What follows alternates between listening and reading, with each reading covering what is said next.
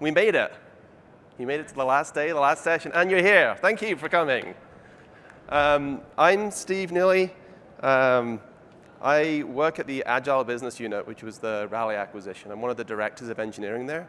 And I'm going to talk to you a little bit today about some of the stuff that we've done internally in our DevOps efforts in engineering. I want to talk a little bit about DevOps and Agile. And I know it's the last thing Thursday afternoon, but you made it here. We've had great food. We've had beer. Some of you probably gambled all your money away. So I want to make this easy enough for a 10-year-old to understand. So that's my title, DevOps for a 10-year-old Codebase. And if nothing else, I promise to show you some pretty pictures of space. So you'll have some eye candy. See, I'm here to sprinkle a little bit of Agile salt and DevOps pepper on your afternoon. So yeah, Agile methodology, build the right things right. And the DevOps practices, get the right things out right away. So I'm going to talk in two parts. DevOps for a bit, Agile for a bit, and then tie it together. And I also want to tell you a little bit about how we do DevOps in space. We actually do DevOps in space. And if we can do it there, we can do it anywhere. Has anyone seen the movie The Martian or read the book? 2, 3 people.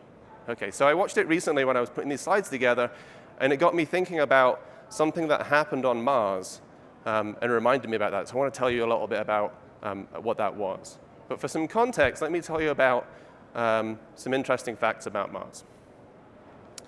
So the first one is that Mars is about, on average, 140 million miles away.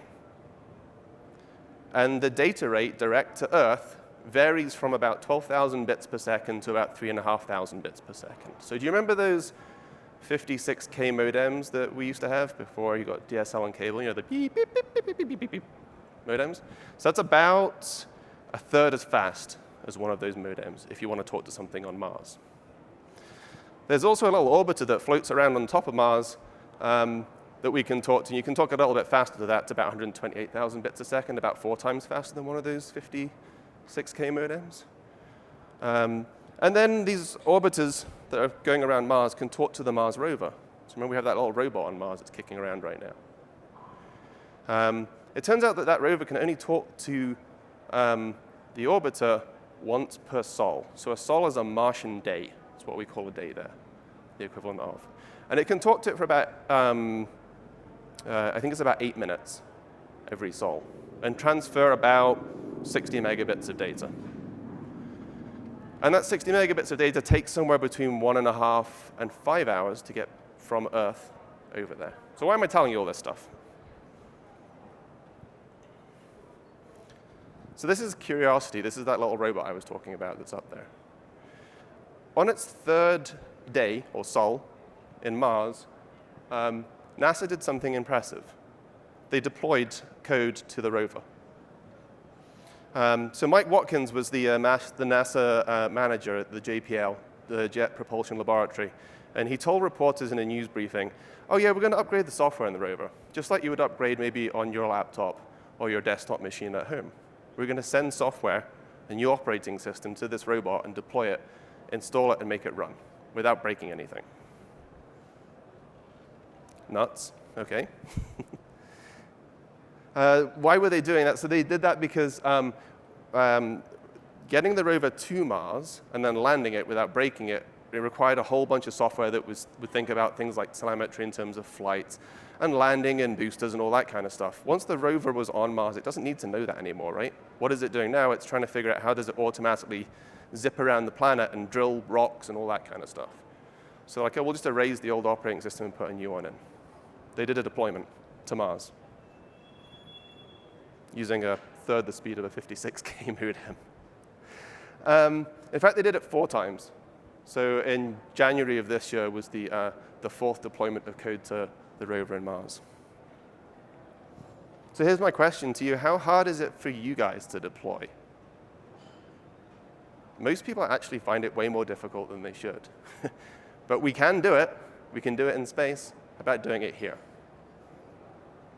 What about deploying the right thing? So great, we can maybe send a whole bunch of code to the rover on Mars, but what if it was the wrong thing and it broke when it got there? How do you make sure you're building the right things right?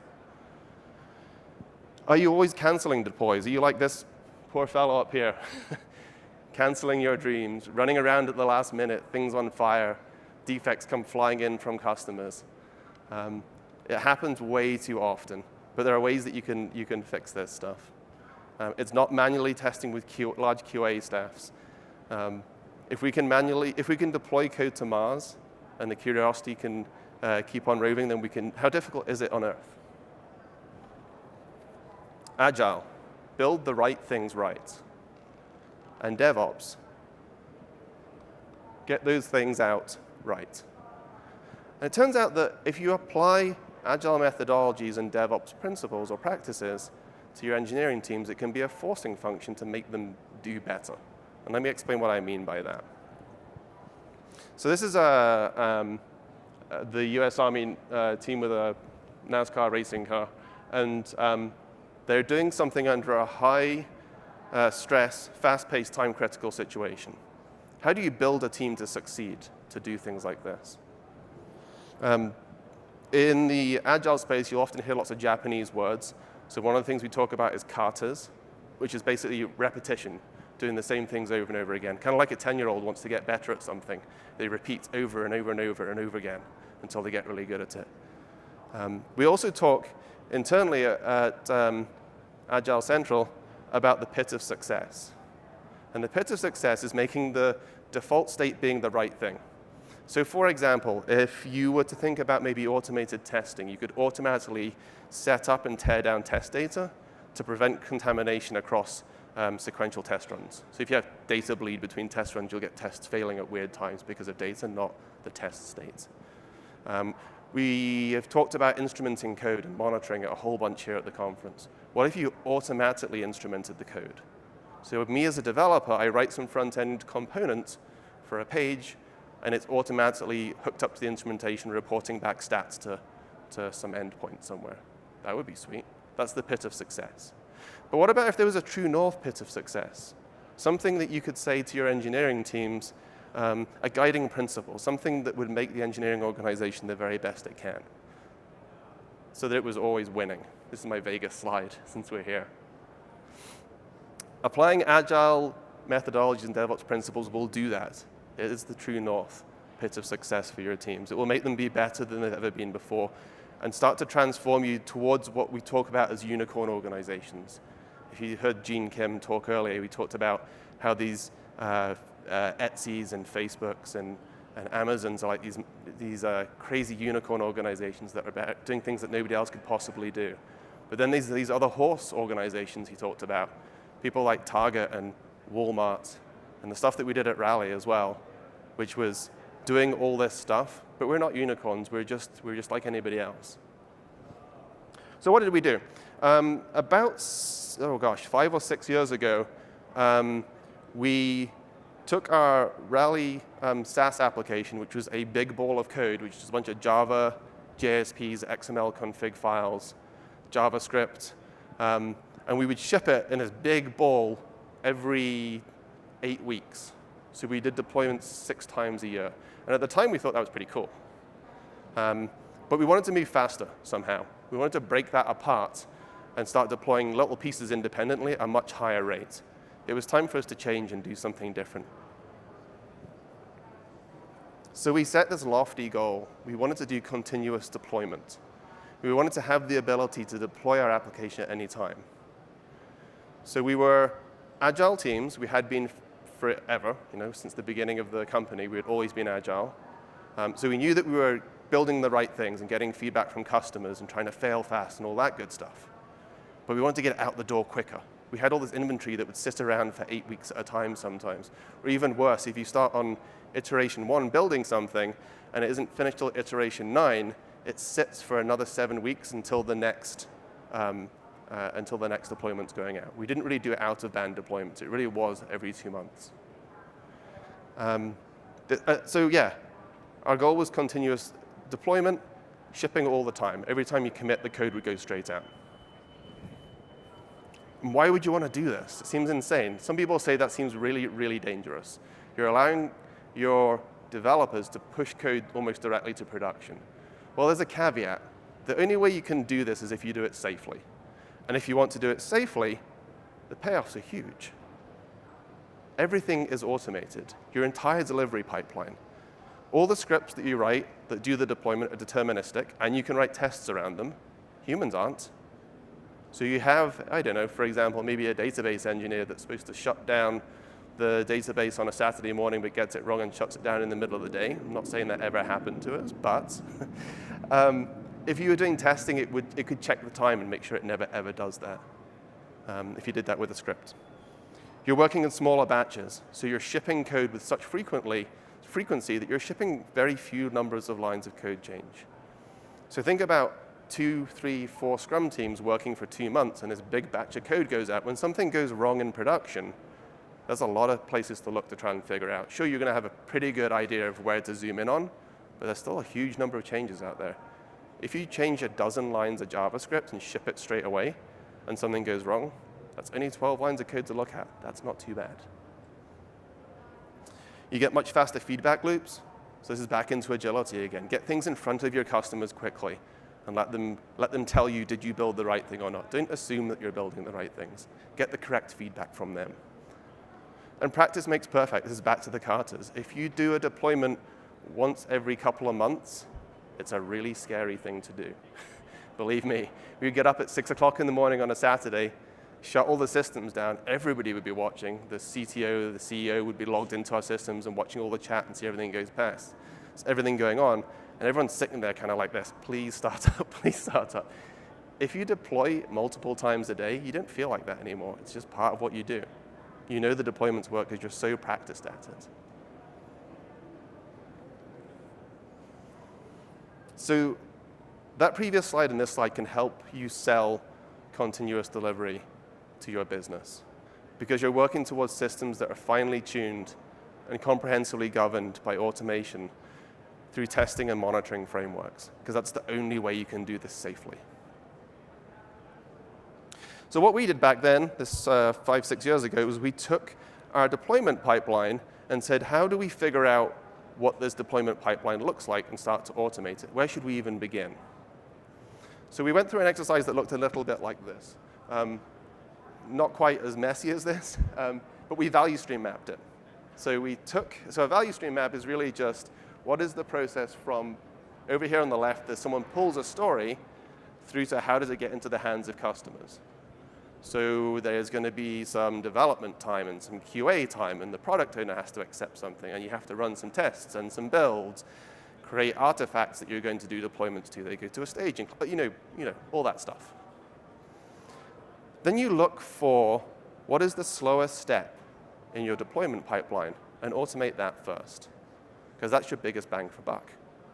So maybe it would be that we hand our new code over to QA and they take 2 weeks to do manual regression of the entire application, or 2 months. Let's start automating that. Write some more automated tests. That's always a good thing. Focus in on build, test, and deployment. You want fast build times, build once, so the thing that you build, the artifact that will be deployed, gets built once ever, and that's what goes through your entire testing process, onto test clusters and out into production eventually. Don't rebuild it again later.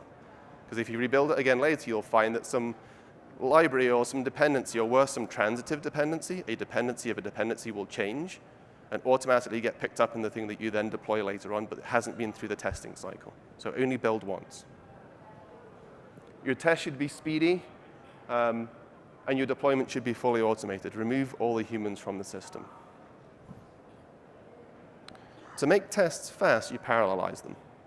So one of the things that we focused in on it, so yeah, one of the things that was slow in our value stream map was our QA process was slow. So that was one of the things that was holding us back, and we could not do a deployment in safe, good faith until QA had had its hands on the new code. So how about making the tests quick? At the time, our test runs took about 9 hours to run, so we would run them overnight. We started parallelizing. So parallelize within the test suite. So say you have, what's this one? Roughly 7,000 tests. So maybe you run 10 or 20 threads concurrently and have them each running one of the tests at the same time and speed up that way. But you can also parallelize your entire pipeline. So this picture here that you can't see what it says exactly is, if you look at the verticals, this is build 4,660. The first thing is the building of the thing that's going to get tested and deployed and will never be built again because it only gets built once. The next column is some Java tests, JavaScript tests in Chrome, JavaScript tests in Firefox. What else is going on? Some compatibility tests, some API testing. Then this bigger column here is some GUI tests and some integration tests, so we're starting to integrate all the different pieces together. And then finally on the right-hand side, this is just an optimization. We do some cleanup. So on the far right, what's actually happening is we're cleaning up the database and all the test data and preparing it for the next test run. So from column, this one, with all the stuff in it, we actually have the thing that can go off and be deployed at that point. And everything after that is cleanup and prep for next test to make everything quick, just another optimization. And you can optimize it all over the place, doing stuff like this. Don't fly blind. If you're going to be safe, you have to monitor and monitor obsessively and instrument. We talked about this, I think Otto talked about this in the keynote this morning about doing obsessive instrumentation and monitoring. One of the things that we discovered was when you start to parallelize your test suites and make them run faster, you'll find concurrency bugs. And concurrency bugs are horrible things to solve because they show up from time to time depending on a specific state. You know, one thing happens first, then this happens, you don't see the bug, but if you flip the ordering, then you do see the bug. And maybe it only happens 10% of the time, so you have to keep running the test over and over again until you hit that state. Oh, and you can't put a debugger point on it because sometimes it's a time-critical thing, so once you try and debug from that point, you break the process. You know, you're nodding, you're like, I've seen those. So instrumenting early on and instrumenting all your code, you can use that instrumentation to catch some of this concurrency stuff and tell you what's going on. Then everybody should be watching it too. So you have the right kind of alerting, the right kind of escalation policy. And then something that was interesting to us is what happens if you put developers on call. It turns out they instrument an awful lot more than they used to because they want to catch this stuff early and not at 2 o'clock in the morning. This next graphic is just some of the stuff that we use. So we have things like Splunk, Ganglia, and then Gdash is a tool that we built in-house. We collect millions of metrics from all of our running systems, including the test ones. And then this one in the bottom right corner here is a tool called Hugo, which we built internally, which does all our client-side performance monitoring and testing as well. So this is one of those things where we track everything that's going on in the system and all of the usage, and it gets fed back into a big database, and we can then go and look and see what kind of things that people do regularly in our system. What should we focus in on? What's the most valuable stuff in there? OK, sanity check. We can deploy whenever we want. Woo! Everything's automated. Woo! But what about building the right things right? What about agile and lean thinking?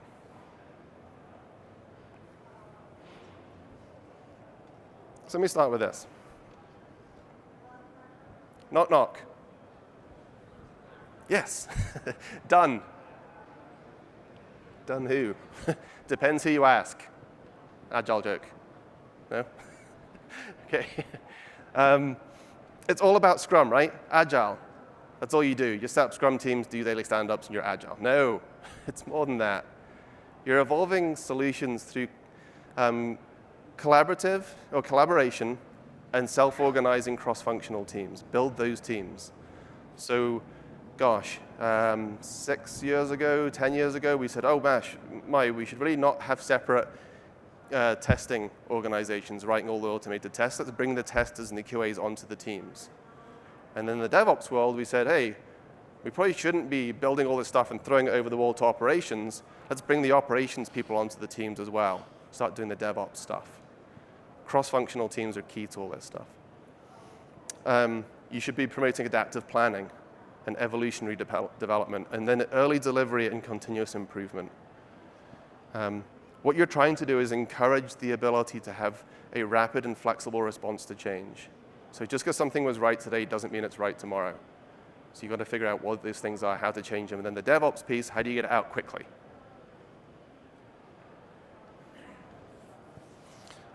And then you'll hear people say things like, well, we did Scrum for a while, and then we evolved into Kanban. We got better. We outgrew Scrum. That works sometimes, but not always. We did this. So we took all of our dev teams and said, you guys are going to all be Kanban teams now. It was around the same time that we started doing the continuous delivery stuff, or at least went down that path. It took about a year or so before we could go from 8-week releases to daily releases. And then probably maybe another year after that, so 2 years total, until we could do continuous deployment. So continuous deployment for us is for some certain parts of the system, every time you do a check-in to our Git repository, it auto-deploys. It goes through a bunch of checks and balances, but it auto-deploys. So we can do a deployment in about 6 to 8 minutes if we want to. So we evolved into Kanban. Turns out that Kanban works well for some teams and not others. Operations, for example, really love a Kanban flow model because they're so interrupt-driven. So they don't like to have this 2-week time box, so we run in 2-week sprints. They don't like to have this time box where they build all this backlog up because they know that something's going to come in and demolish it, so they prefer to do a more lightweight planning process, and that's what a flow model or a Kanban model supports. But still, flow work across development and operations teams. Practice things like limiting WIP, and think carefully about not just WIP within the team, but across the organization. So your product team might come to you and say, yeah, we want these 50 features building right now. You can't build 50 features across a half dozen or even a dozen engineering teams. Your WIP limit is way too high there. So don't think about local optimizations. Think bigger. That's important. We learned that lesson a couple of times.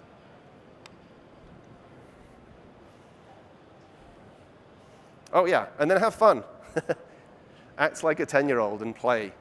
This is one of the parties that we had at the office. Yeah.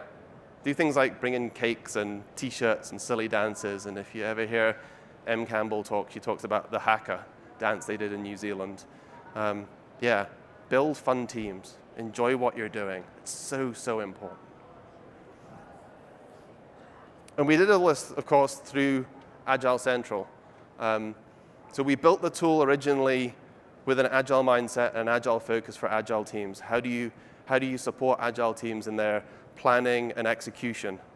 But it also supports all the DevOps stuff that we're doing too. So we built an API early on. It was actually a hackathon project that somebody started and built our first web services API. And it turned out to be super powerful and one of the differentiators for us. So you have complete access to all your data. And then we have tools and connectors and stuff around that to do things with that. So it turns out internally we use Git, Jenkins, and data centers that we do deployments to. But the platform itself is completely agnostic. It doesn't care. So you could also use things like Subversion and TFS and RTC and all that kind of stuff. I don't know why you would want to use any of those things, but you could. And then one of the other key things here for me now is that there's full traceability too. So through the connectors with Git and Jenkins, every time I push code to our Git repo, it gets fed back into Rally and updates the stories and defects that come along with it. And then when a build is created inside Jenkins, it gets a unique identifier, and that gets hooked back in as well. So when something changes in production, I can go back into the tool and then look and see, oh, it was this user story with this Git commit done by this person that went into this build that went out the door, and that's what's in production now. That's incredibly useful for me to be able to do, especially when someone comes and taps me on the shoulder and is like, hey, Steve, something broke in production. Can you tell me why? Or something changed and I didn't expect it to change. What happened? OK, so remember, applying DevOps principles and Agile practices to old code bases, like we did with our big monolithic ball of mud, and engineering teams can be a forcing function for engineering excellence.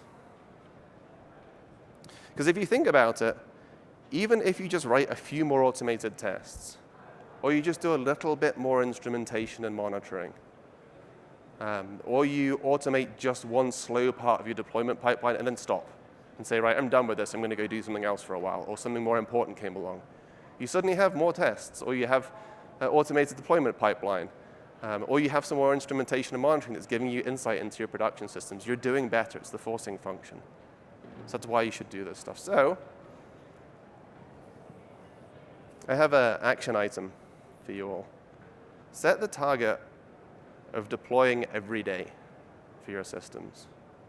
At Velocity 2009, John Allspaw, if you heard Gene talk earlier, he showed a picture of John. 2009, John Allspaw presented a presentation that was called 10 plus deploys per day, and it was the beginning of the DevOps movement, or the early days of the DevOps movement, rather. So I want you to aim for just once a day. Just think about how you might get there. Maybe it will take you a year or 2 years to actually get there like it took us, because we were distracted by other stuff at the time, and it's difficult, right? It's not easy stuff to do. By doing this and setting this target, you're going to beef up your code base. You're going to improve your infrastructure. You are going to improve your quality, process, and speed. And you can do this not just for SaaS environments. So our tool happens to be a SaaS tool, but I've seen people do this with on-premise or hardware systems. We had one customer that all they make is bits of hardware, and they're like, you can't do continuous delivery with hardware, and it turns out you can, because I saw them at a conference last year presenting on how we're doing continuous delivery for hardware. So it's possible.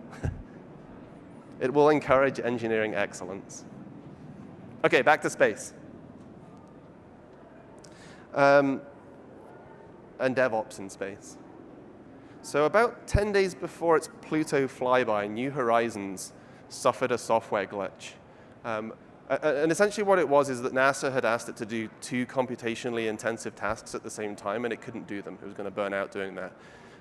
So it turned out that it had enough instrumentation and monitoring that it knew that this was going to be a problem, and it shut itself down and put itself into safe mode. This is probably not the safe mode that it went into. That's a Windows screenshot. But yeah, so it put itself into safe mode and called Earth back for help, and was like, hey, my monitoring systems are telling me something is going wrong.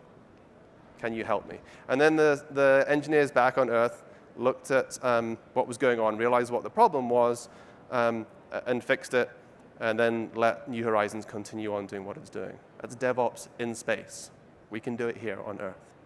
And what do you get? Well, if you figure out how to do stuff like that in space, you get to see some cool space pictures like this. So this is one of the ones it took earlier this year of Pluto's heart. And this is Pluto's moon, Charon. This was taken, I think, in July of this year.